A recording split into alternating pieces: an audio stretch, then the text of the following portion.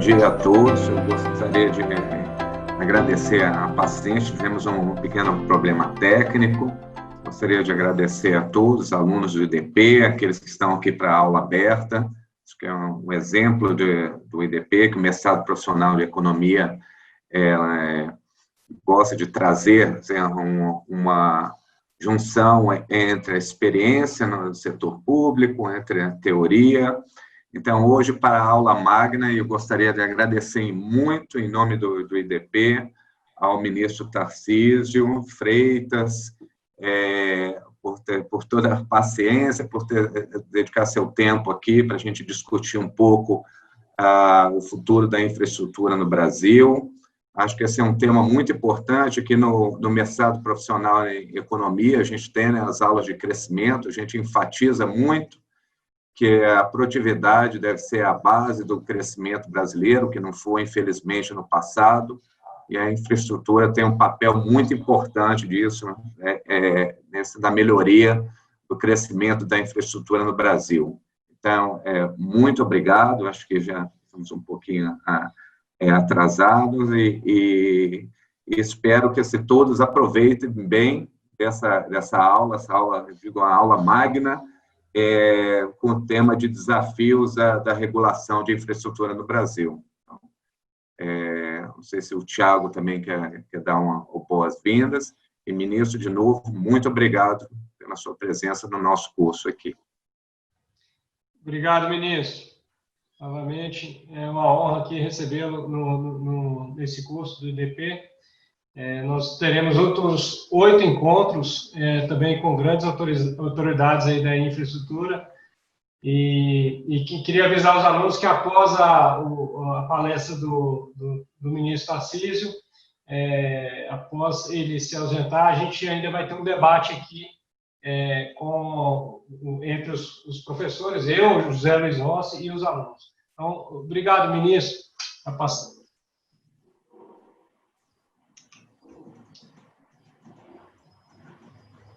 O senhor está mudo. Obrigado, Tiago. Obrigado, José Luiz Rossi. É um prazer estar aqui falando com os alunos do IDP. É sempre bom falar com alunos, com quem está estudando, que é a energia viva, né? Os alunos representam o futuro, né? E eu sempre digo que a gente está quando entra no governo, principalmente, a gente entra numa corrida de revezamento. Então, a gente busca correr o melhor que a gente pode e passar o bastão numa situação melhor do que a que nós recebemos para quem vai nos suceder. E quem vai nos suceder é o futuro, é quem está estudando, é quem está se preparando, é quem foi à loja de ferramentas buscar ferramentas para resolver os seus problemas, né? E, no caso, para resolver os problemas brasileiros. Nós temos aí um gap de infraestrutura, um estoque físico de infraestrutura inferior aos demais pares, inferior aos nossos competidores, e um grande desafio, portanto, de prover essa infraestrutura. E esse desafio fica muito maior quando a gente observa que não tem recurso, né? A gente tem hoje um teto de gastos, uma trajetória crescente de despesa obrigatória. Esse é um dos objetivos do governo, né? Frear essa despesa obrigatória, mudar a trajetória de crescimento de despesa, para que a gente possa ter fôlego para, no futuro, investir.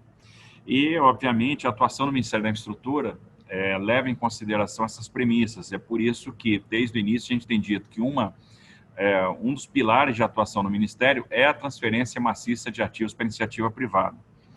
Então, nós temos aí um programa de concessões que é extremamente ambicioso, porém possível. E a gente já demonstrou que é possível fazer. Tivemos um resultado ano passado extraordinário, né? Do ano passado até o início desse ano, nós realizamos, entre leilões e prorrogações de contrato de concessão, 30 eventos, né? A gente endereçou aí 30 ativos. Foram 29 leilões de ativos e uma prorrogação antecipada de contrato de concessão de ferrovia, que é o contrato da Rumo. Então, foram leilões de ativos aeroportuários, fizemos 12 aeroportos. Primeira vez que a gente fez um leilão de aeroportos em blocos na história, né? Então, algo formatado lá atrás, né? O Thiago Caldeira teve muita participação, né? Vem trabalhando no setor aí já há algum tempo. Nós tivemos 13 arrendamentos portuários, fizemos aí também o leilão de 2 rodovias, o leilão de uma ferrovia, que foi a Ferrovia Norte-Sul, um verdadeiro parto de porco-espinho, né? Mas o porco-espinho nasceu bem, passa bem, nasceu gordinho, e esse é um dos desafios nossos na provisão da infraestrutura, né? Prover infraestrutura no Brasil é jogar Pitfall, aquele jogo do Atari que tinha antigamente, onde você tem que atravessar o tronco bobo, né? Passar pelos cipós, atravessar o rio em cima da cabeça dos jacarés, é mais ou menos isso, pela quantidade de dificuldades que nós temos. E, obviamente, isso impõe desafios aí à nossa regulação. Para se ter uma ideia da diferença de ambiente, né, em termos de arrendamento em porto organizado, nós fizemos 13 leilões. No entanto, a gente assinou 59 contratos de adesão em terminais privados. Então, veja a facilidade que nós temos de assinar contratos de adesão em terminais privados. Esses contratos de adesão representam 5,8 bi de investimentos. Então, muito significativo. E não é por acaso que hoje os terminais privados respondem por movimentação de 67% das cargas brasileiras. Então, eles já superaram em muito os portos públicos. Então, isso dá uma ideia aí do desafio. Bom, fomos tragados aí por uma pandemia, algo que a gente não esperava. A pandemia, ela abre para nós uma oportunidade, de mostrar que o Brasil é um país com tradição em respeito de contratos. E o grande desafio nosso agora é ser extremamente eficiente, extremamente ágil nos reequilíbrios econômicos e financeiros. Tem uma questão muito importante que foi o parecer da AGU, que reconhece a pandemia como uma situação de caso fortuito, força maior, que está na área extraordinária, e nós já estamos endereçando os reequilíbrios. E o mais interessante é que nós não precisamos de nenhuma legislação para fazer esses equilíbrios econômicos financeiros, algo específico que contemple a pandemia. O ferramental jurídico que nós temos já é suficiente para fazer isso. Isso é uma coisa muito importante. E não paramos nada nesse período de pandemia. Bom, a gente deu sequência às obras públicas, né? Então conseguimos fazer 36 entregas de obra no primeiro semestre, já fizemos 6 agora no segundo. No primeiro semestre, a gente entregou 129 quilômetros de duplicação, 110 de restauração, 88 de novas pavimentações. No segundo semestre, a gente já entregou mais 4 quilômetros de duplicação, 8 pontes, 16 quilômetros de adequação de capacidade. Agora, continuamos estruturando projetos de concessão. Hoje, nós já temos entre projetos já autorizados pelo Tribunal de Contas, que estão com o edital publicado. Então, em agosto, a gente retoma os nossos leilões de infraestrutura. No dia 28 de agosto, a gente vai fazer 3 leilões de terminais portuários. 2 arrendamentos de terminal de celulose no Porto de Santos e um terminal de regasificação de GNL lá no Porto de Vila do Conde.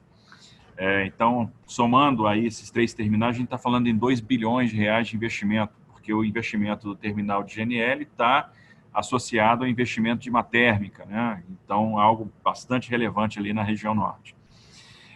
Mas nós já temos 40 projetos, e a maioria deles, são 34 projetos, em análise no Tribunal de Contas da União. Tribunal que é um ator importante, que tem nos ajudado bastante.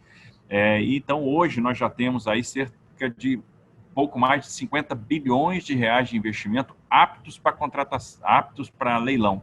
Então, tão logo o TCU delibere, tão logo o TCU deu sinal verde, nós vamos poder fazer leilões aí de 50 bi de investimento.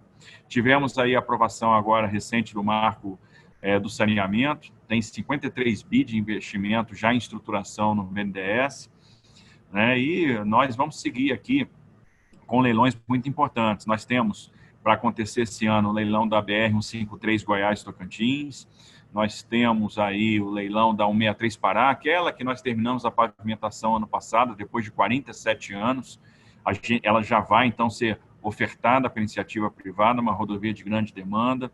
Nós temos aí, estamos fechando a estruturação da 381 Minas com a 262 Espírito Santo, irá para o TCU em breve.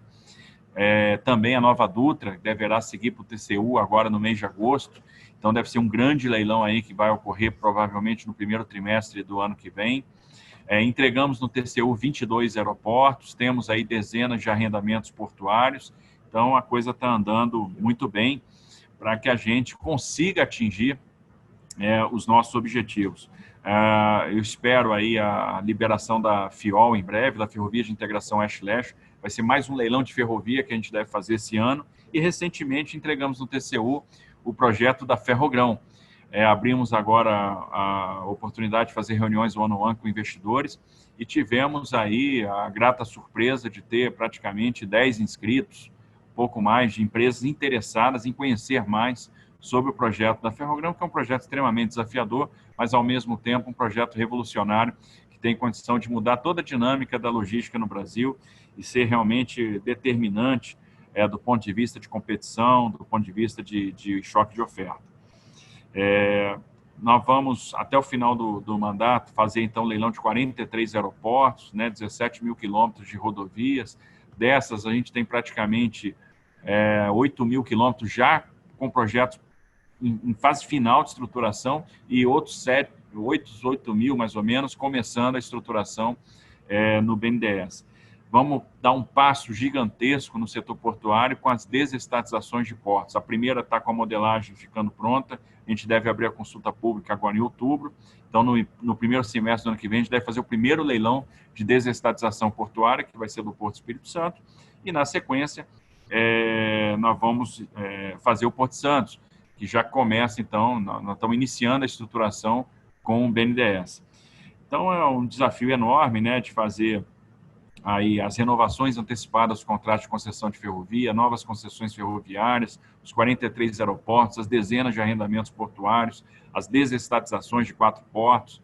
E, obviamente, para que isso seja bem sucedido, a gente precisa de um ambiente regulatório que funcione, Então, a gente precisa de um ambiente regulatório confiável, previsível, que forneça segurança jurídica, com regras claras, Então, isso vai ser fundamental para atrair o investimento privado em infraestrutura. O que a gente tem observado é que os investidores, eles estão muito animados com o Brasil. Muita gente falava, não, e agora com a pandemia o investidor vai embora? Não, não vai embora. Ele está em compasso de espera, esperando a melhor oportunidade. Ele está igual aquela cobra cascavel lá, com um bote armado, doido para picar alguém. Então, o dinheiro não foi embora, a liquidez não foi embora. A liquidez está aí. E o mundo inteiro encolheu, nós temos um cenário de juro negativo na maior parte do planeta. Aqui no Brasil, os juros caíram muito, o câmbio desvalorizou, então nós temos, em termos de câmbio e taxa de juros, um cenário muito bom para quem vai investir em infraestrutura. E aí nós estamos oferecendo ativos de qualidade. Nós estamos oferecendo ativos que são muito interessantes e que oferecem taxas de retorno de 9%, 10%, 11%, 12% real ao ano, que é algo que ninguém vai encontrar no mundo, e é por isso que os investidores estão tão atentos ao Brasil. Nós temos tradição de respeito a contratos, nós temos portfólio, que ninguém também estuda, um sistema jurídico, um sistema regulatório, para entrar em um projeto no país, para participar de um leilão. Não, as pessoas, o fato de ter um portfólio é um estímulo muito grande. Se não ganhar a licitação, tem a outra, ou tem várias que têm sinergia, que possibilitam ganhos operacionais e a construção de uma estratégia, então, para abordar 3, 4 ativos, e isso aí faz todo sentido. Nós temos excelentes ativos. Ora, quem é que vai deixar de entrar numa licitação de Nova Dutra, de um Porto de Santos, das rodovias do Paraná, que atendem setores resilientes da economia, como o agronegócio? O Paraná sozinho tem um PIB maior que o do Uruguai. Quem é que vai deixar de entrar numa licitação que vai ter o aeroporto de Congonhas, o aeroporto de Santos Dumont? Então, são ativos de grande qualidade que vão realmente atrair investidores. O fato de ter 10 investidores inscritos para a reunião anual agora, mesmo para um projeto extremamente desafiador como a Ferrogrão, mostra o que nós temos de potencial para a infraestrutura. E é claro que é necessário, então, fazer frente aos desafios, principalmente regulatórios. Existe uma escassez de recursos para investir em infraestrutura, por isso nós estamos recorrendo tanto ao setor privado. A atuação da agência reguladora e a segurança jurídica é algo que continua sendo fundamental, e nós temos que verificar os aspectos que dizem respeito às questões creditícias, gestão de taxa de câmbio, entre outras coisas. Observe que outro fator que atrai o investidor, nós hoje temos uma estruturação de projetos extremamente sofisticada, das melhores, das mais sofisticadas do planeta. Isso dito pelos próprios investidores e pelas agências de rating, né? Então, a gente está conseguindo trabalhar instrumentos de mitigação de risco, de compartilhamento de risco, de demanda, instrumentos financeiros para garantir, por exemplo, caixa, fôlego, para realização de segundo ciclo de investimento, instrumentos financeiros que vão servir, por exemplo, para acomodar o risco de câmbio, amortecer risco de câmbio dentro do próprio contrato. Então, a outorga variável, ora ela está sendo utilizada para garantir segundo ciclo de investimento, ora ela está sendo, e aí com uma garantia de VPL, onde a gente estabelece o percentual e a gente compartilha risco de demanda, ora ela está sendo usada para amortecer o risco de câmbio, onde o tomador, né, deixa de pagar uma parcela de outorga variável proporcional à perda que ele teve com uma desvalorização, ou acrescenta quando ele tem uma valorização. A gente vai trabalhando com débitos e créditos numa conta gráfica até o final do período de financiamento, ou, caso ela não seja utilizada, ela vai ser utilizada para nenhuma dessas duas primeiras finalidades, ela vai ser utilizada na modicidade tarifária. Então, a gente sofisticou muito a questão da estruturação de projetos. Os projetos hoje também estão nascendo com um viés ambiental muito interessante. Temos uma parceria com o CBI e com a GIS da Alemanha, justamente para trazer as considerações relacionadas à mudança climática para dentro dos projetos. São projetos que estão nascendo com selo verde, isso porque a gente já tem em mente que no futuro próximo os fluxos financeiros vão estar ligados aos padrões ambientais e a gente precisa, então, ter acesso ao mercado dos green bonds, dos green loans, etc. Temos alguns riscos que precisamos combater do ponto de vista regulatório. Um deles é o risco da interferência política, né, que no final das contas acaba dando uma avaliação negativa em relação à atuação das agências reguladoras. Entendo que a lei das agências foi um grande passo para isso. E uma outra questão foi, obviamente, a pegada, né, a forma como o governo Bolsonaro encarou a questão técnica. Observe que o que aconteceu aqui no Ministério da Infraestrutura e nos outros ministérios é sem precedente, um rompimento de paradigma onde nós tivemos aqui a alocação de pessoas em cargos-chave, todas técnicas, montamos um time de primeiro nível, né, um time de elite, né, eu tenho um craque jogando em cada posição, então na Secretaria de Portos lá eu tenho um Bruno Henrique, na Secretaria Nacional de Transportes Terrestres eu tenho um Gabigol, né? Na Secretaria Nacional, não ri não, é verdade, é isso mesmo, na Secretaria de Aviação Civil, né, eu tenho um Arrascaeta, só craque, né? Então, realmente, isso permite uma independência muito grande na hora da gente atuar e também o presidente nos permitiu fazer indicações técnicas para as agências reguladoras. Isso faz toda a diferença. A gente tem muita satisfação de ter indicado, por exemplo, a NTT, um Davi Barreto, né, que é um profissional de elite, um engenheiro formado no ITA, mestre em economia, né, estudou regulação no mestrado, comandou a área de infraestrutura do TCU por 10 anos, servidor de carreira do Tribunal de Contas, e que já está mudando completamente a NTT, né?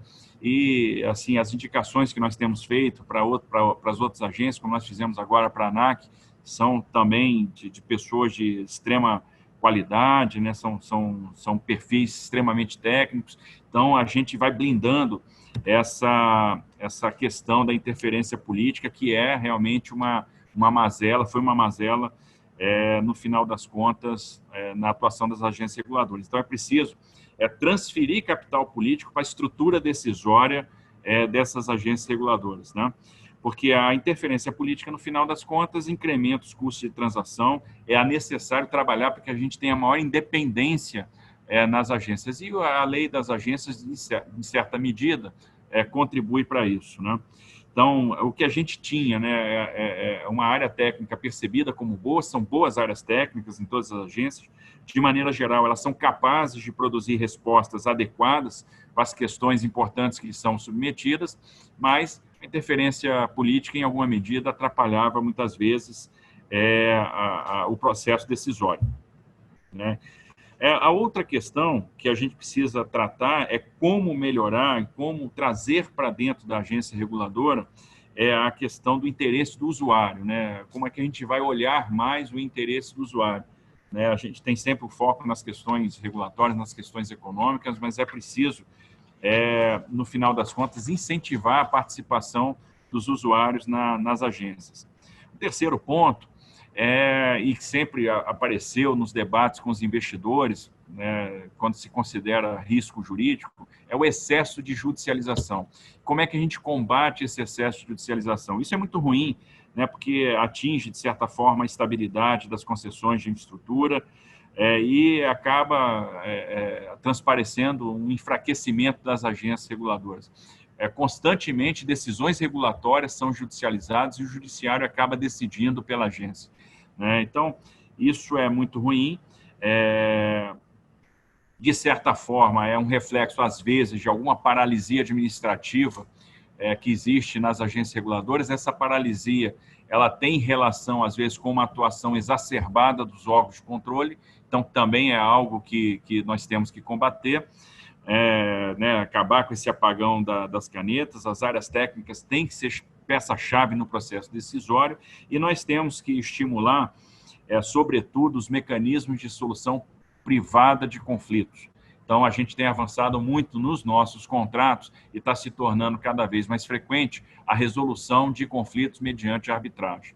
Então, sempre pensando, né, que contratos de concessão são contratos de longo prazo, portanto, são contratos incompletos, eles precisam ter bons mecanismos de reequilíbrio econômico-financeiro para acomodar os contratos para situações extraordinárias que acabam acontecendo. É impossível prever exatamente o que vai acontecer aí no futuro, e também bons mecanismos de resolução privada de conflito. Então, é outra questão importante.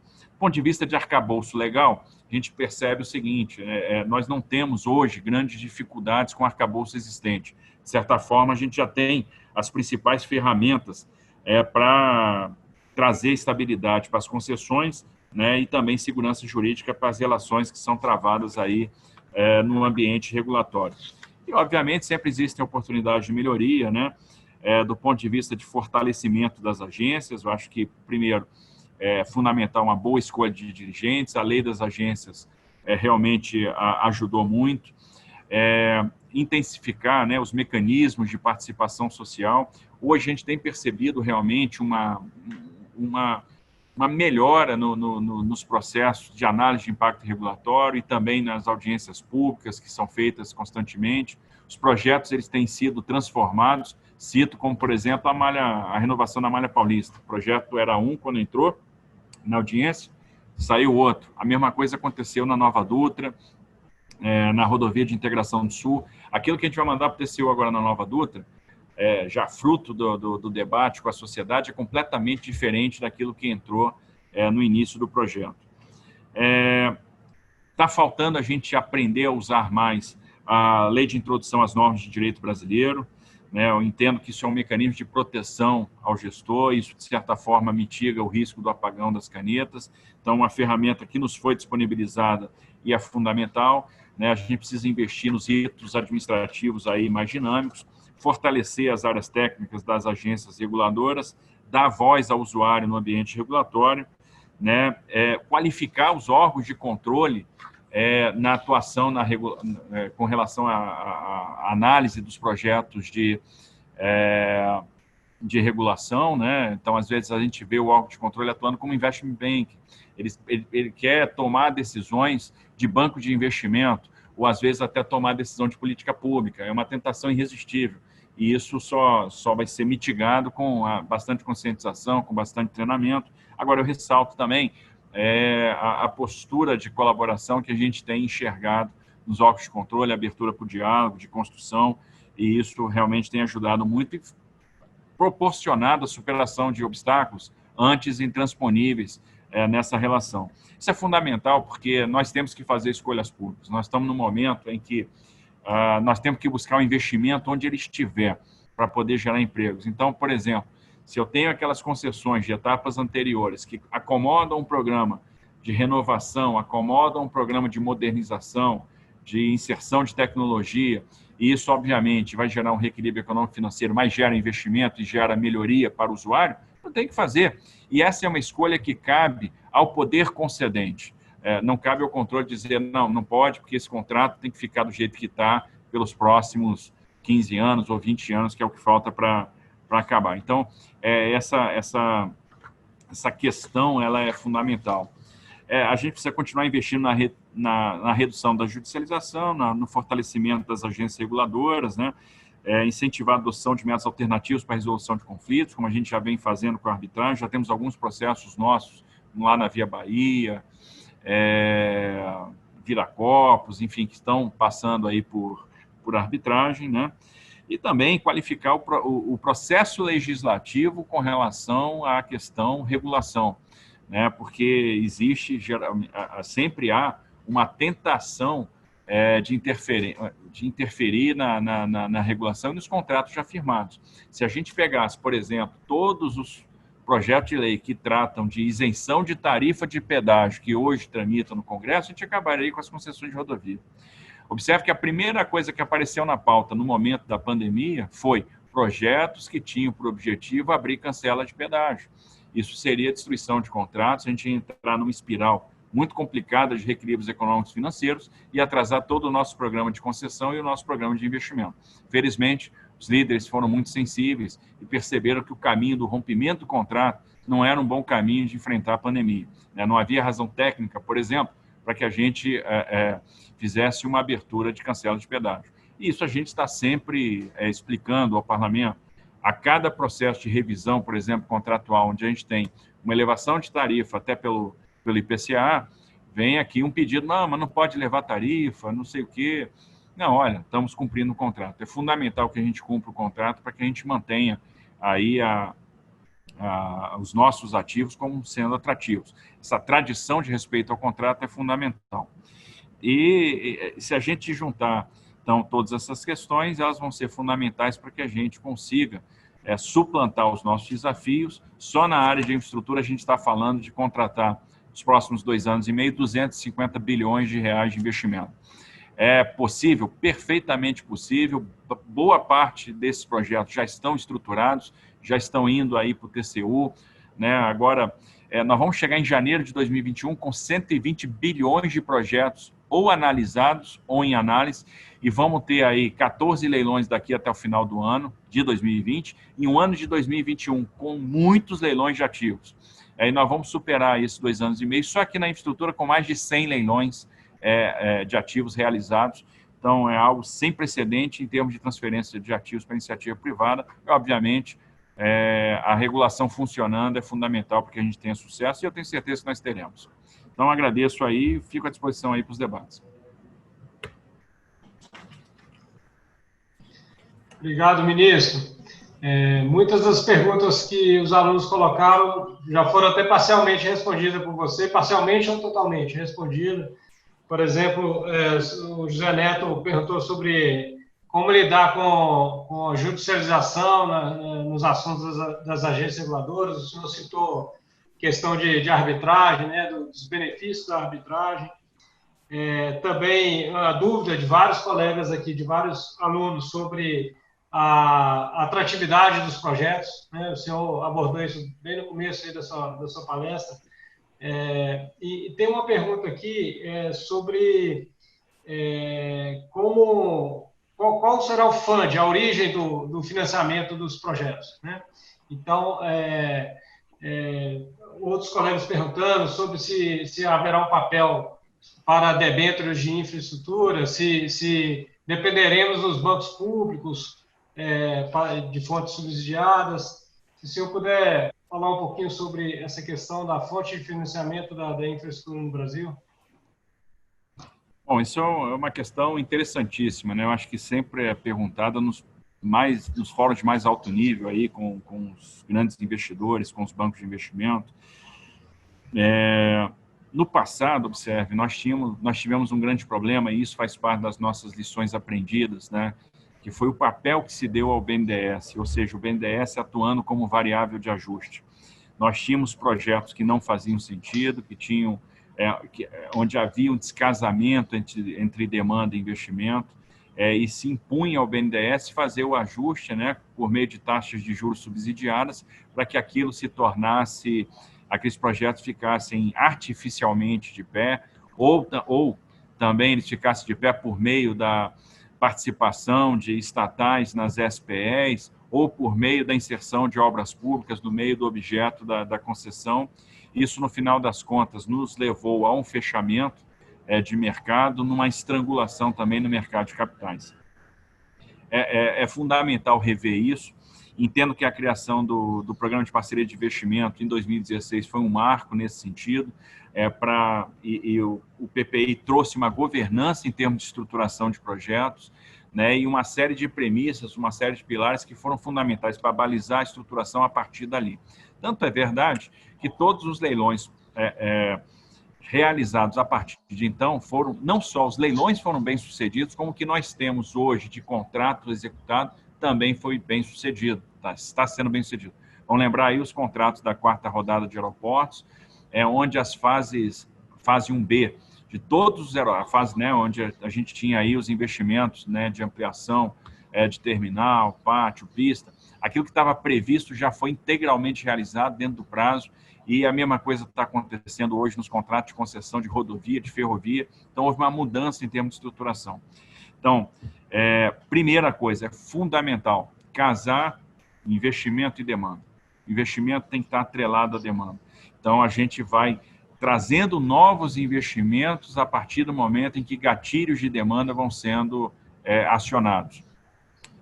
E isso torna o funding, torna o projeto muito mais financiável. Segundo, a mudança de papel no BNDES. O BNDES passa a ser, então, um grande estruturador de projetos, e diferentemente do que acontecia no passado, ele está mais apto a tomar risco na fase inicial, na fase pré-completion, e ele vai ter condição, então, de passar aquele projeto, passar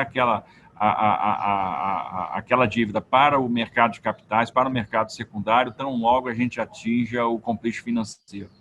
A gente tem visto aí, até hoje, né, com a questão câmbio e a questão taxa de juros, um incremento do mercado de capitais, né, que está se tornando uma fonte de financiamento cada vez mais importante nos projetos de infraestrutura. Hoje nós já temos projetos sendo todo estruturado, todo financiado pelo mercado de capitais por meio de emissão de debêntures. As debêntures incentivadas estão tendo um papel fundamental, todo dia aqui a gente autoriza, né, emissão de papéis para novos projetos, e com o que está tramitando no Congresso, a gente deve ter uma alavanca importante. Nós temos lá um projeto de swap cambial, a ideia é tornar as operações de swap mais baratas, acabando com o efeito come-cota, né, trazendo a tributação para o final da operação e não ao final de cada liquidação, e devemos ter também o PL de debêntures, que que se cria uma nova série de debêntures, onde nós vamos ter os incentivos para o investidor institucional, né? Então, para uma nova categoria de investidor, permitindo, por exemplo, a emissão das debêntures em moeda estrangeira, segundo as regras locais, sem fee holding tax no retorno do capital. Então, são instrumentos, né? São medidas que vão cada vez mais ajudar a questão aí da emissão de debêntures, desse impulso, desse crescimento do mercado de capitais. Algumas medidas estão sendo tomadas também no âmbito do Banco Central e Receita Federal, com relação à tributação de dinheiro que vem do exterior, adequando as nossas regras, as regras brasileiras, às regras dos países da OCDE. E hoje a gente tem que estar atento também ao mercado verde, aos green loans, aos green bonds. Nós tivemos agora a Rumo emitindo aí 500 milhões de dólares de green bonds recentemente. Então, quando a gente faz o ajuste do projeto a alguns padrões ambientais, a gente consegue demonstrar, né, que aquele projeto está trazendo está levando uma descarbonização de matriz, a gente consegue o selo verde e também habilita os projetos a uma nova fonte de financiamento. Então, acho que outra coisa digna de registro foi a atuação do BNDES agora na pandemia. Observe que, primeiro, o Banco Central injetou uma quantidade de liquidez muito grande no mercado e o BNDES atuou de forma sindicalizada com os outros bancos, isso para preservar a caixa para os projetos de infraestrutura. Então, a gente está bastante tranquilo também em relação ao fundo para esses projetos. Obrigado. Ministro, eu fiz aqui vou tentar, sem nenhuma pergunta, uma coletânea das perguntas dos alunos. Acho que há muita curiosidade de saber quais são os sinais, né, que os investidores, principalmente os investidores externos, estão dando sobre o Brasil, o que eles esperam, do país, né, o que pode aumentar o seu otimismo com o país. E aí eles perguntam, há várias iniciativas no Congresso, como o projeto de lei de licitações, ferrovias, já mencionou a questão das debêntures de infraestrutura, a lei do gás. Então, qual o timing que o governo espera de aprovação dessas medidas e como é que isso aí vai impactar o otimismo dos investidores assim, com o país? Olha, a gente vem trabalhando muito a questão do Pró-Brasil. É até interessante falar um pouco do Pró-Brasil, porque quando a gente fala, bom, vamos ter um programa de recuperação do crescimento, muita gente já associa esse programa a um PowerPoint com bilhões de reais em obras, como a gente se acostumou a ver no passado. E o Pró-Brasil não é isso. O Pró-Brasil ele tem um olhar estrutural. O que nós temos que fazer do ponto de vista estrutural para trazer investimento, sobretudo privado? Então, primeiro, do ponto de vista regulatório, o que nós vamos fazer? Que simplificações nós vamos trazer para a regulação? Do setor aéreo, do setor portuário, do setor de transporte terrestre. Onde é que a regulação do setor aéreo está asfixiando, por exemplo, a aviação executiva, asfixiando a aviação agrícola, a aviação experimental, impondo custos desnecessários? Onde é que a regulação do setor portuário ela virou intervenção? Então, é uma agenda de simplificação regulatória. A outra agenda é a legislativa. E aí nós temos uma série de projetos muito importantes. Nós temos o projeto do Free Flow, vai ser legal para modelagem de concessões de rodovia, né? Nós vamos fazer a primeira experiência com Free Flow agora já na Nova Dutra. Free Flow é uma coisa interessante, porque diminui a fuga em praças, né? Aumenta a justiça tarifária, e aí aumento a base de arrecadação, e aumentando a base de arrecadação eu consigo diminuir tarifa, eu consigo ter algo mais justo do ponto de vista tarifário, né? Então, aumento a receita, aumento o investimento, mas com uma redução de tarifa. Nós temos aí o projeto da debênture, que a gente comentou já, que vai ser importante para o mercado de capitais. Nós temos o projeto do swap cambial, né? Nós temos a independência do Banco Central, temos o projeto do gás. Então vamos discutir, né, trazer a autorização para a exploração do gás. Então isso tem o poder de trazer muito investimento, bem como o projeto, o PLS 261 de 2018, que está lá no Senado, que traz o sistema o regime de autorização para as concessões de ferrovia, né? Isso vai ser muito interessante, porque a partir do momento que o empreendedor quer tomar o risco de engenharia, ele constrói a ferrovia, ele tem lá algumas vantagens, como não vai ter a reversibilidade do bem, ele vai ter um prazo muito maior para explorar a ferrovia num contrato de adesão, que dá para ele a noção de perpetuidade, ou seja, mitiga risco de demanda. Isso aí, no final das contas, também não tem a questão da reversibilidade de bem, ele tem liberdade de tarifa, ou seja, eu vou ter ferrovias privadas no Brasil e com autorregulação como é lá fora, né? Nós temos aí o BR do Mar, que é o nosso programa de cabotagem, caminhamos aí, está na Casa Civil para ser encaminhado para o Congresso. Isso liberta as amarras da cabotagem da construção naval, isso é fruto de uma reavaliação da política pública. Então, se mantém determinados incentivos para a indústria naval, para docagem e manutenção, e se preserva a indústria naval naquilo que ela foi muito competente nos últimos anos, que é o apoio marítimo, o apoio portuário, a navegação interior, mas se liberta, então, a cabotagem. Ano passado, a gente já zerou o imposto de importação para embarcações de cabotagem e estamos aí com modificações nos regimes de afretamento para que esse afretamento se torne mais barato. A lei do licenciamento ambiental, o documento de transporte eletrônico, a nova lei de parcerias, a discussão sobre concessão versus partilha no que diz respeito ao pré-sal. Então, todos esses projetos têm o poder de alavancar uma série de negócios e tem a atenção dos investidores. De repente, a gente muda o sistema de exploração do pré-sal e a gente viabiliza campos importantes, como o de Sépia, o de Atapu, E aí, a gente está falando de centenas de bilhões de reais de investimento. O marco do saneamento é fundamental. Nós já temos aí 50 bi de investimento. O primeiro leilão já acontece agora em setembro, que é o da Casal, é da companhia lá de Alagoas, mas nós podemos ter aí muito mais leilões acontecendo. Temos uma discussão importante no Congresso, que é a da privatização da Eletrobras. Seria uma primeira privatização de grande porte do governo Bolsonaro, fundamental, há uma motivação muito grande do governo em fazer essa privatização, e é pegar uma empresa que precisa, né, investir 15, 20 bi por ano, e hoje tem capacidade de investir 2, 3 bilhões. Então, no final das contas, isso já muda de imediato o humor do mercado. E é o que a gente tem percebido, realmente é uma animação muito grande dos investidores, eles estão vendo no Brasil muito potencial, muita capacidade ociosa, muita oportunidade para investir, vários projetos que têm sinergia um com o outro. Então, eles proporcionam ganhos operacionais e proporcionam upsides.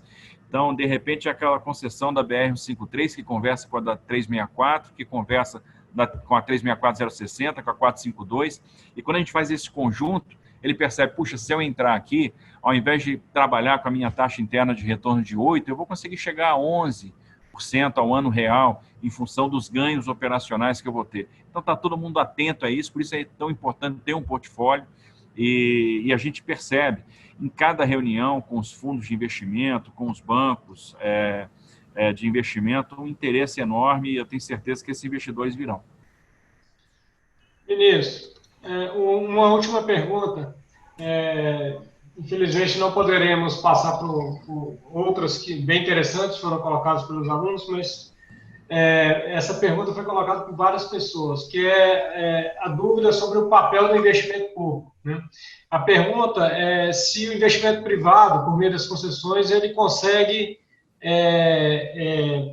se ele é suficiente ou não, né? Se o quanto ele prescinde de algum investimento público, né? Então, é uma pergunta sobre o planejamento do senhor para obras públicas nos próximos anos. Olha, observe que investimento público e privado são complementares, né? Assim, é fundamental. Por exemplo, a gente tinha uma 135 Maranhão muito ruim. Nós estamos hoje fazendo a 135 Maranhão, fazendo uma recuperação, fazendo a duplicação de alguns trechos, isso mitiga o risco de engenharia, mas é uma rodovia já extremamente carregada, que está levando aí milhões de toneladas, né? 5, 6 milhões de toneladas de grãos em direção ao Porto de Itaqui. Então, ali já cabe uma concessão, e a gente já está estruturando essa concessão. Com a BR-163 Pará, era necessário que a gente vencesse os trechos críticos, fizesse a pavimentação, que foi o que nós fizemos ano passado, com uma repercussão imediata em termos de frete, uma redução de 26% do frete para aquela região, e agora a gente já está apto a transferir para iniciativa privada. Quando eu falo, por exemplo, a 381 é outra rodovia importantíssima. Imagina, nós estamos fazendo 66 quilômetros de duplicação, uma obra extremamente complexa, extremamente difícil, e era necessário a gente fazer isso para aliviar a CAPEX e tornar essa rodovia atrativa, né? Mitigar um pouco o risco de engenharia aí percebido pelos usuários. Então, essas coisas tornam as concessões viáveis.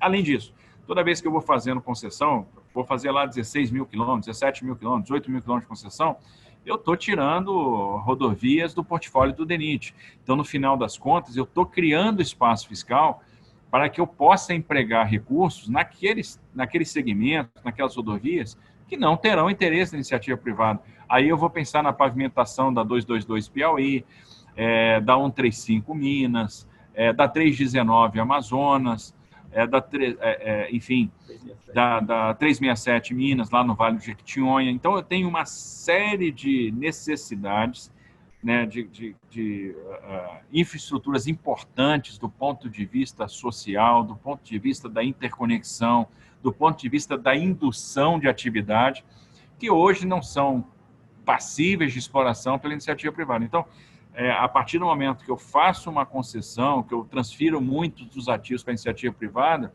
eu reduzo bastante o meu custeio e eu começo a ter fôlego para fazer investimentos e levar a política pública onde o privado, num momento, não chegará.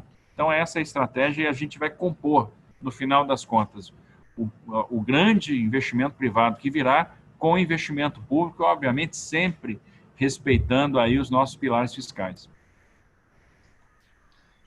De novo, gostaria de agradecer, foi excelente, o tema é cativante, se a gente deixar aqui, a gente fica a tarde inteira aqui, as perguntas aqui, várias, algumas específicas, algumas mais gerais.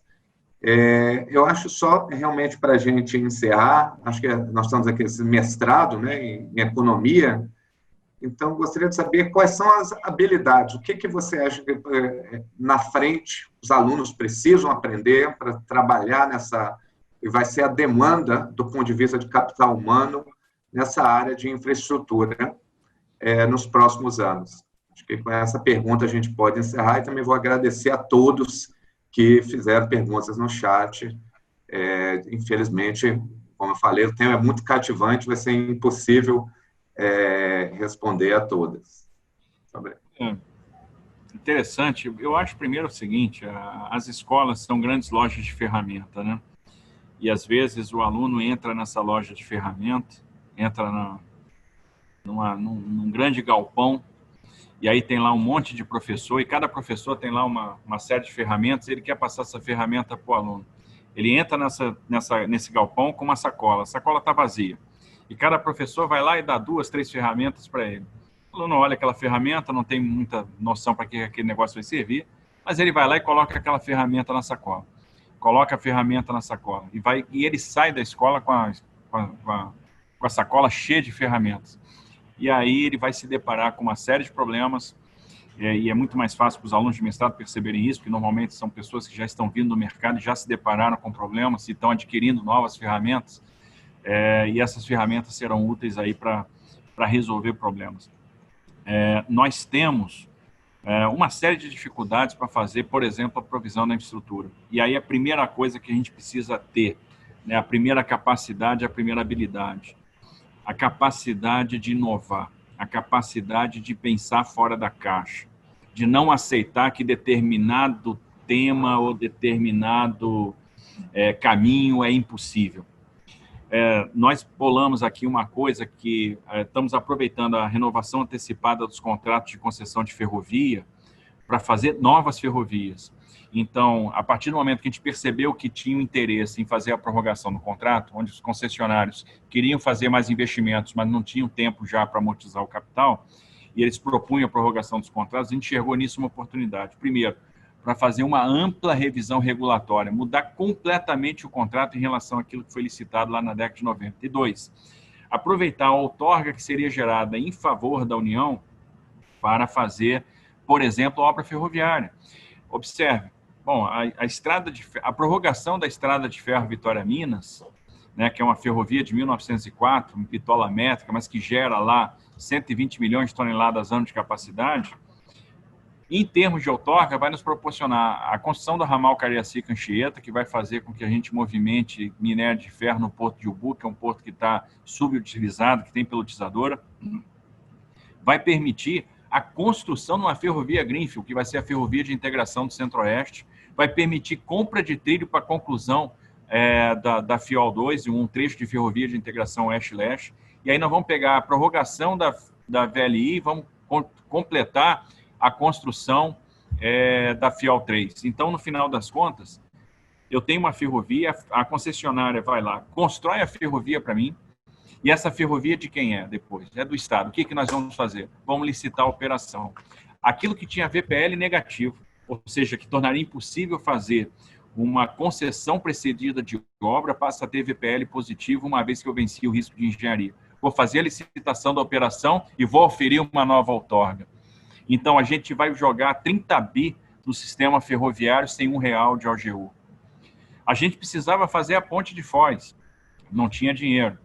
Então, tem lá Itaipu Binacional, que tem um excedente de caixa, né? Todo ano gera um lucro, e esse lucro, se não for usado, vai para o lado paraguaio.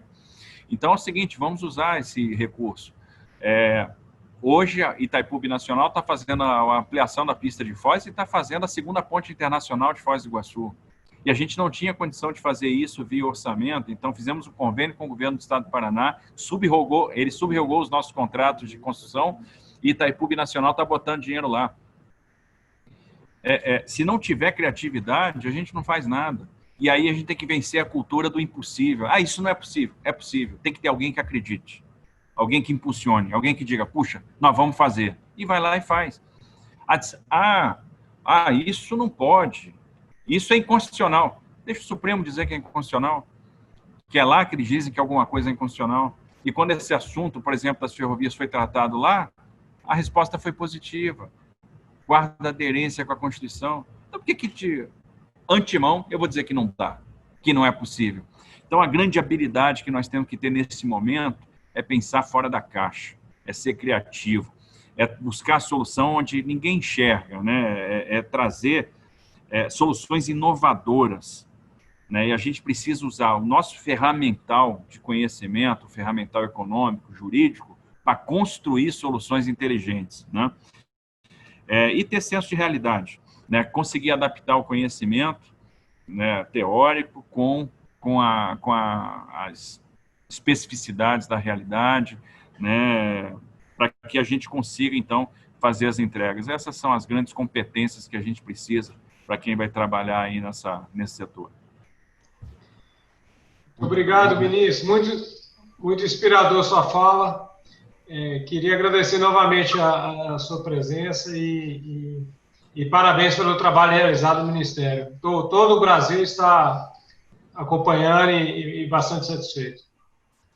Obrigado, Thiago. Foi uma honra grande para mim estar presente aqui nesse seminário hoje no IDP com vocês. Então, e estamos sempre à disposição, né, de portas abertas para a academia, que eu acho que é fundamental, né, essa interação. Obrigado, ministro. Quer falar algo, José Luiz Rossi? Não, muito obrigado também, a gente agradece, acho que é muito importante para os alunos, excelente o trabalho que vem sendo feito, mas ainda tem muito trabalho pela frente aí, mas a gente tem a certeza que tudo vai funcionar bem. Muito obrigado. Obrigado, gente. Valeu. Pessoal, o ministro vai se ausentar e a gente vai dar continuidade aqui a uma discussão em torno de 15 minutos a respeito de alguns assuntos que foram abordados pelos alunos. E nós temos em torno de 52 alunos inscritos nessa disciplina, alunos do IDP, alunos matriculados no mestrado em Economia, em Direito e em Administração Pública do IDP. E também essa aula inicial, esse encontro inicial, esse encontro foi aberto ao público em geral, mas teremos outros 8 encontros dessa disciplina, que serão com convidados especiais que participarão durante 1 hora, e com temas direcionados ao perfil, à experiência profissional de cada um desses convidados, né? Então, tentando responder aqui algumas perguntas dos alunos, e, na verdade, antes de entrar no debate aqui, a respeito das perguntas dos alunos, o plano de ensino, aqui um recado dado aos alunos matriculados do IDP, né? O plano de ensino consta 4 textos, que são textos que irão direcionar a avaliação da disciplina. Então, são textos específicos do tema de regulação de infraestrutura no Brasil. E a partir da aula de hoje à noite, do encontro de hoje à noite, com o convidado Fernando Camacho, a gente vai dar orientação ali sobre como será o trabalho, a avaliação a ser feita em cima dos textos que foram disponibilizados no plano de ensino. E dos temas eu acho que a gente poderia discutir rapidamente ainda agora, eu acho que a gente poderia abordar, que alguns alunos até comentaram aqui também no nosso chat, a respeito da resiliência dos contratos, né? Os contratos, os contratos de concessão no Brasil, se eles vão sobreviver, se eles sobrevivem, né? Se eles são resilientes às crises que ocorrem na economia brasileira. Então, a gente tem um histórico aí de concessões sofrerem turbulências, né, econômicas em razão de de crise econômica, então no setor de rodovias, setor de aeroportos, principalmente, setor elétrico também. Então, isso é algo que seria bem interessante a gente discutir nesse encontro e nos próximos, sobre como tornar esses contratos mais resilientes, né? Então, o que a gente vem fazendo, principalmente no setor de transportes, colocando o risco de demanda, por exemplo, colocando grande parte do risco do projeto, do projeto na conta do concessionário. Então, o risco de demanda, por exemplo, é um risco que, tradicionalmente, o setor de transportes é alocado ao concessionário. Então, se houver uma flutuação da demanda muito grande, em razão de algum evento de variações na macroeconomia brasileira, enfim, se a demanda cai muito, o concessionário entra em apuro financeiro e ele pode não passar a não cumprir o contrato, na medida em que ele tem um resultado operacional negativo, né? Assim. Então, é um debate que hoje existe em vários fóruns de governo, se nessa matriz de risco dos contratos a gente deveria colocar mais risco, né, alocar mais risco na conta do governo e menos risco na conta do privado, no sentido de tornar o projeto mais atrativo, mais resiliente, inclusive, a flutuações, né, na demanda, por exemplo, ou nos custos do setor, né? Então, esse é um debate que precisa ser feito no setor de energia, por exemplo, setor de distribuição de energia, de transmissão de energia.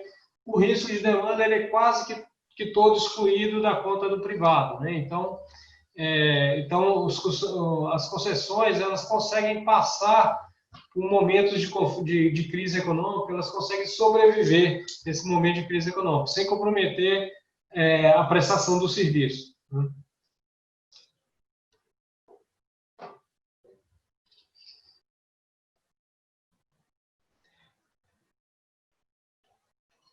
Também um ponto que foi bem abordado pelos alunos aqui a respeito da interferência política nas agências reguladoras, né? Então, o que a gente verificou é que outros alunos aqui comentando também sobre como proteger, né, as agências dessa interferência política, como proteger a regulação contratual do objetivo eleitoral, né? Assim, então, a regulação contratual do objetivo eleitoral. Então, uma agência reguladora, falando rapidamente um pouco sobre isso, uma agência reguladora, praticamente a única diferença de uma agência reguladora de uma outra autarquia pública, né, assim, de uma autarquia que não é uma agência reguladora, é o fato das agências reguladoras serem autarquias em que o corpo diretor ele tem um mandato, né? Então, a principal diferença em termos de proteção, em termos de autonomia, é o fato de os diretores dessas agências terem um mandato. Esse mandato, ele informa que esses diretores eles não podem ser demitidos, a não ser em processo administrativo específico para tal. Eles não podem ser demitidos por livre e espontânea vontade, né? Assim, não é um cargo comissionado assim como ocorre em outras autarquias, assim como ocorre na administração direta. Então, assim, além dessa autonomia, desse mandato, desse prazo em que o diretor ele tem seu horizonte, né, de gestão, há também a autonomia financeira das agências reguladoras. Então, o orçamento dado à agência reguladora é gerido pela própria agência reguladora. Então, é também uma forma ali de se proteger a agência dessa interferência, não vamos dizer política, não, vamos dizer uma interferência externa, né, além do contrato de concessão. E o objetivo dessa proteção da agência reguladora é que ela consiga gerir o contrato, inclusive adotando medidas que, de primeira vista, seriam impopulares, né, aplicar um reajuste, uma revisão tarifária, muitas vezes ali com reajustes que estão bem definidos no contrato de concessão, mas que resultam em valores altos, que são valores populares. Então, a gente tem aí, ao longo do histórico, reajustes tarifários calculados, por exemplo, pela ANEEL, em valores de 30%, 40%. Né? Então, esse tipo, exatamente essa proteção institucional que foi pensada nas origens das agências reguladoras, exatamente essa proteção institucional para que seja possível ela calcular o reajuste tarifário de 30%, 40%, se submeter a um escrutínio público, um escrutínio social, né, submetendo a audiência pública, fazendo um cálculo técnico bem fundamentado e transparente, mas que seja restrita essa avaliação técnica. E eu queria pedir aqui o pessoal, a equipe de apoio, o Gabriel e o Bruno, para abrir o áudio para os alunos, tá? Caso alguém queira se manifestar além do chat aqui que está aberto.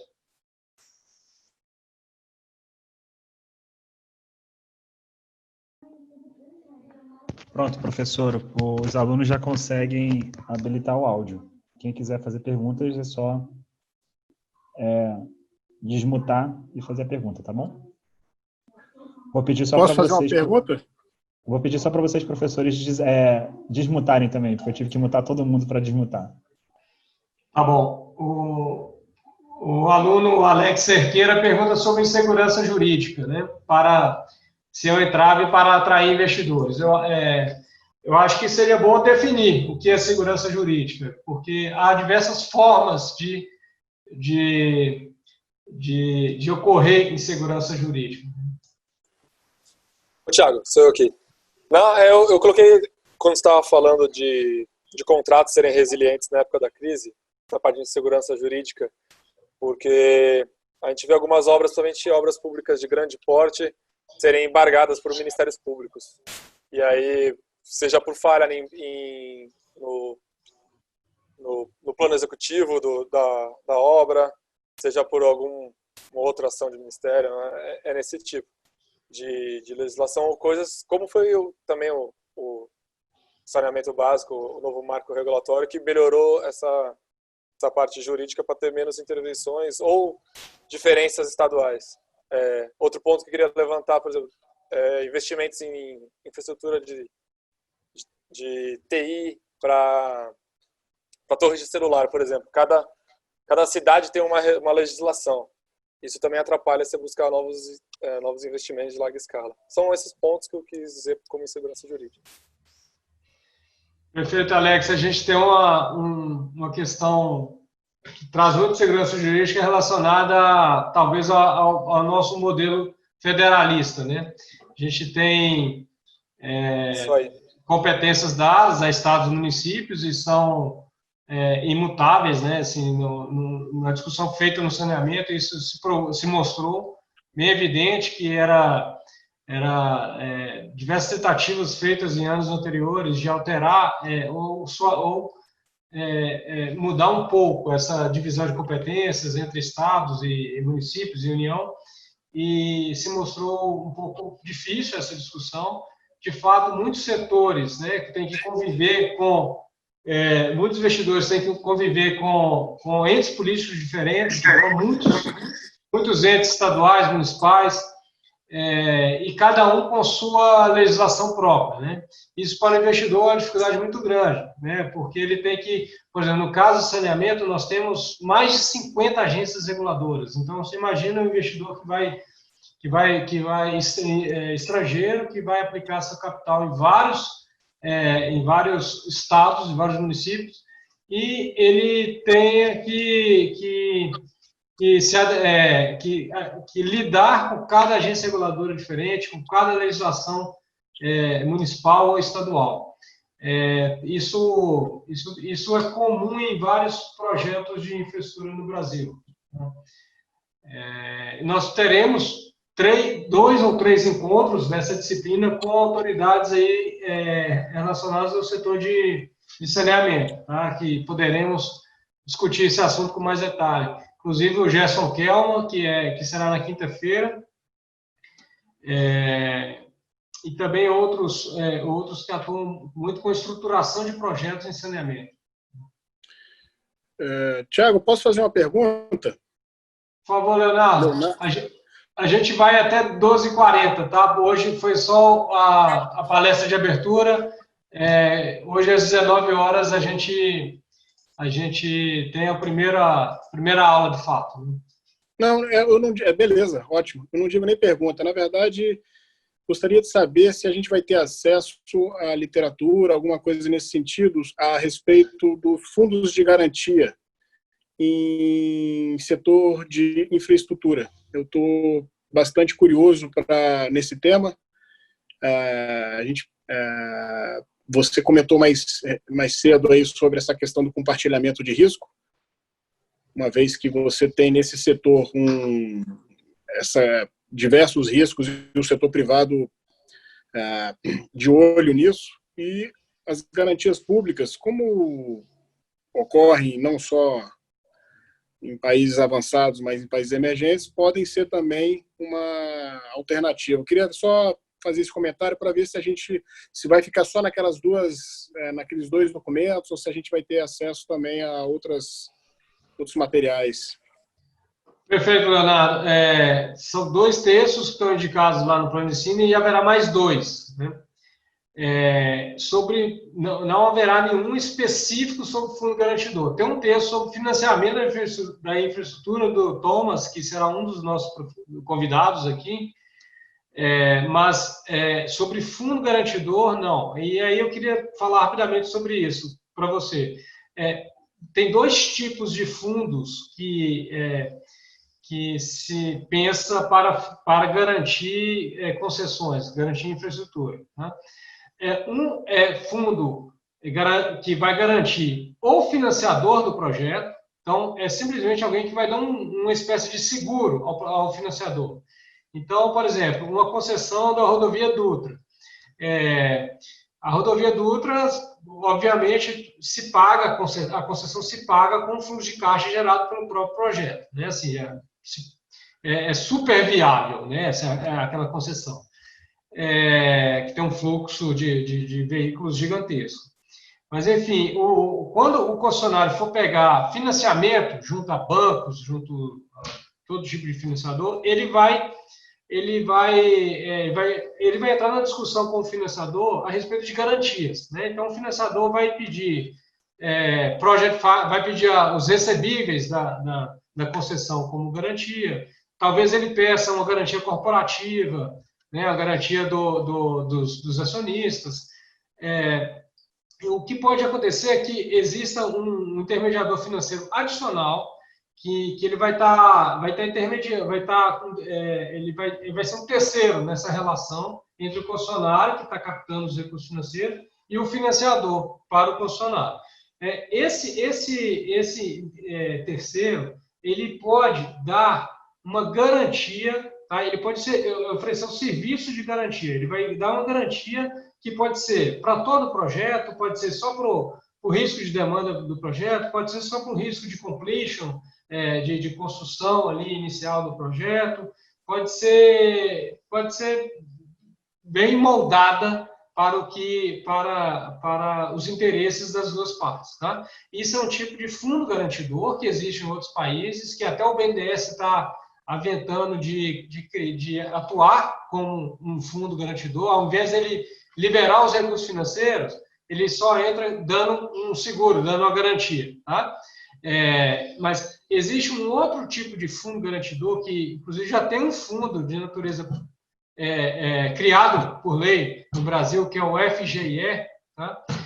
Esse segundo fundo, ele tem um objetivo mais de garantir um pagamento do poder público. Então, muitas vezes a gente faz um contrato de concessão que ele tem uma prestação pública a ser feita, né? Assim, então, as receitas do concessionário vão advir dos usuários e parte do recurso público, tá? É o que a gente chama de concessão patrocinada ou concessão administrativa, né? Então, no Brasil, a gente divide PPPs em concessão patrocinada administrativa e o que não é PPP é concessão comum, é concessão que não tem pagamento por parte do poder público. Tá? Então, nessas concessões PPPs, que a gente chama aqui no Brasil, lá fora do Brasil, PPP é tudo, né? Qualquer parceria público-privada, que inclui concessão comum. Aqui no Brasil, quando a gente está falando de concessão patrocinada ou concessão administrativa, a gente está falando de uma concessão que envolve um compromisso do poder público de pagar pela disponibilidade da infraestrutura. Então, a União nunca fez uma PPP. Tá? Estamos executando agora, aí no último ano, de um ano para cá, uma concessão patrocinada, mas a União não vem utilizando desse mecanismo de concessão patrocinada. A gente vem fazendo só concessão comum. Agora, estados e municípios fazem muita concessão patrocinada para aterro sanitário, para iluminação pública, para uma série de tipos de serviços. Quando o parceiro privado, quando o poder público faz uma concessão patrocinada ou administrativa, ele muitas vezes se vê na obrigação de dar uma segurança para o parceiro privado de que esses pagamentos vão ser feitos, né? Esses pagamentos esse compromisso de pagamento feito pelo poder público, ele vai ser feito, porque o parceiro privado, né, o investidor, ele fica com receio de ele assinar o contrato e no ano que vem não haver disponibilidade orçamentária do município para receber essa parte, essa contraprestação. Então, o que se busca são fundos garantidores para garantir o pagamento dessa prestação do poder público nesses contratos de parcerias, contratos de concessão patrocinada. Tá? Então, ou seja, resumindo, a gente tem dois tipos de fundo garantidor que se ouve aí na literatura e se ouve no mercado. Um é para garantir relações entre privados, né? Um concessionário e um fundo e um banco, garantir ali um financiamento, dar alguma garantia ali para o financiamento, e outra é esse fundo garantidor que tem uma natureza mais pública, de garantir, de cobrar um FII, né? Cobrar uma taxa para que ele garanta o pagamento do poder público ao parceiro privado, né? E aí, geralmente, ele pede uma contragarantia, tá? Ele pede uma garantia soberana ali, dada ou pelo município, pelo Estado ou pela União. Tá? Então, Só falar rapidinho, exatamente, aí eu posso até olhar uma literatura, né, sobre isso, e só para falar, por exemplo, o BID trabalha nas dois tipos de garantia. A gente está trabalhando junto com, como você mencionou, com o BNDES, mas aí já é uma garantia do setor privado para o financiamento, né? Para que eu possa liberar recursos do BNDES, como a gente mencionou aí na discussão, está reduzindo a participação do BNDES, tem que tentar fazer alguns instrumentos para aumentar a participação do sistema bancário, sistema financeiro. Então, a gente está trabalhando com isso, e tem o fundo garantidor dos estados, que é para dar contraprestação do Estado, principalmente os estados e municípios. Foi perfeita a discussão. Então, aí, nesse caso, por exemplo, o BID emprestaria para o fundo com garantia do Estado, com garantia soberana, para formar esse fundo assim, o que deveria, por si só, reduzir o custo capital para as PPPs estaduais e municipais. Eu vou perguntar para o especialista se tem literatura. Eu não conheço a literatura, mas aí eu posso mandar para você aí tudo. Legal, a gente pesquisa um pouco essa questão aí dos estados, que eu fiquei bastante interessado, porque de fato na União a gente não vê muita PPP, né? Mas nos estados, pelo que o Thiago explicou... É bem forte em estado e município, e realmente com esse tipo de fundo garantidor, assim, você tem um impacto assim, de custo de capital importante. Eu acho. Beleza, pode. Perfeito. E respondendo um comentário aí do Leonardo, ele falou, quase não se vê PPP na União, né? Minha resposta para isso é que eu trabalho na União há muito tempo, né, assim, com concessões, com descentralizações. A resposta para isso é que nós temos tanta concessão comum ainda a fazer que a gente não migrou ainda, a gente não esgotou ainda as concessões comuns para depois ir para as concessões patrocinadas. Mas iremos em breve, tá, Leonardo? Concessões de rodovias, por exemplo, ainda tem muita concessão de rodovia que dá para fazer como concessão comum, que não precisa do pagamento público ali envolvido.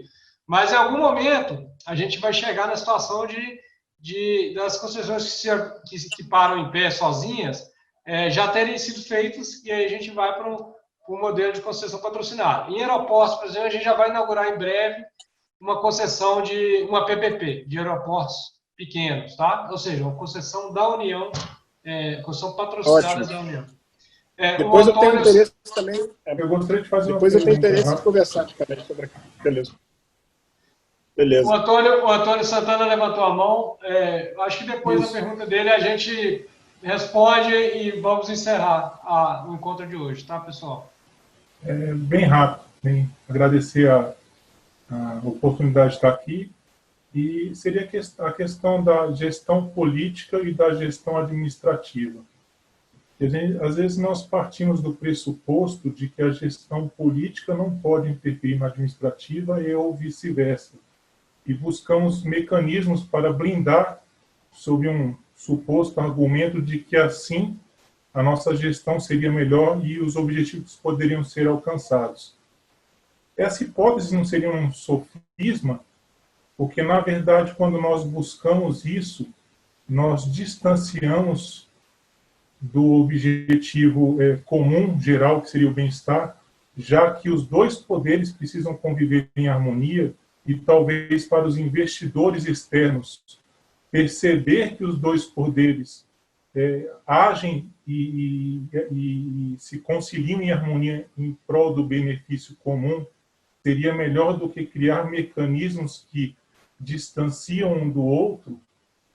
E por que eu digo isso? Porque tanto no poder executivo quanto no poder legislativo existem coisas boas e coisas ruins. Agora, se nós partimos desse pressuposto de que alguém é melhor que alguém, quando alguém olha de fora, talvez a gente se afaste do objetivo comum, que seria da melhoria. Só um pequeno comentário. Perfeito, Antônio. O papel das agências reguladoras não é de criar lei, né? Nem de criar lei, nem de criar normas, assim, normas de cunho geral, né? É um papel regulamentador. Então, assim, ela tem que se limitar, né, assim, ao escopo de atuação que foi definido na sua lei de criação, né? Mas quase sempre a harmonia nessa atuação da agência reguladora, né? Vez ou outra pode ocorrer de o próprio Congresso se discordar de uma atuação da agência reguladora e entender que a agência foi além, né? Foi além e está fazendo lei, está atuando além do papel regulamentar. E aí a forma do Congresso rever essa questão por meio de decreto legislativo, né, que muitas vezes tem muitos decretos legislativos que estão em tramitação no Congresso, discordando. Às vezes é só uma discordância de algo que a agência tem competência para atuar, outras vezes não, né? Na minha visão, é mais harmônico do que assim, tem muito mais harmonia do que conflito nessa relação aí. Ale, boa tarde, Ale. Rapidinho aqui, sem querer estender aí a conversa, mas para quem não sabe, eu sou deputada federal e eu sempre milito muito por uma política mais liberal. E eu acho que eu entendi quando o ministro quis dizer essa questão da influência política aí junto às agências reguladoras. Não é essa influência legislativa, como o colega aí, o Antônio, citou. Eu acredito que ele não quis dizer isso, porque, de fato, essa matéria cabe ao legislativo. Eu digo que seriam outros tipos de influência, né? Às vezes, o político querendo defender ali um determinado tema que favorece as bases dele, isso sim, às vezes esse interesse, né, de defender o campo político dele, é que pode interferir de maneira negativa junto a essas agências e aí impedir que, às vezes, algum projeto que vise um bem-estar geral seja impedido de ter prosseguimento. Eu vivo isso direto lá na Câmara. Eu sempre fui à base do governo, junto à Comissão de Finanças e Tributação, e muitas das vezes nós percebíamos que um projeto muito bom para o bem geral, né, sem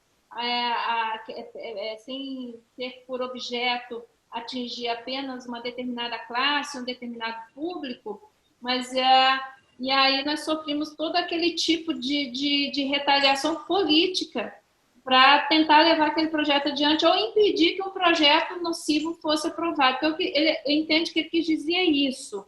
Não é essa influência legislativa, que a obrigação de legislar continua sendo do legislativo, mas sim essa influência política que muitas das vezes visa apenas benefícios políticos de uma determinada classe ou um determinado lugar e que isso sim possa, de repente, vir prejudicar. Era só essa observação, ok?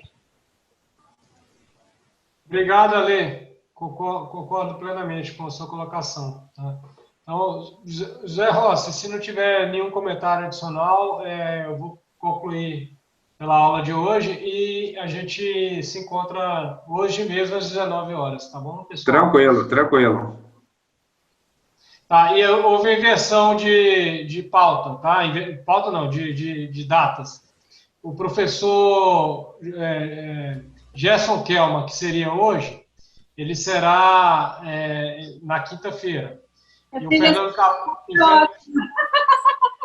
Essa inversão de pauta foi ótima. Tá. E o Fernando Camacho terá hoje, tá? São dois craques aí da regulação do Brasil. Um abraço, pessoal.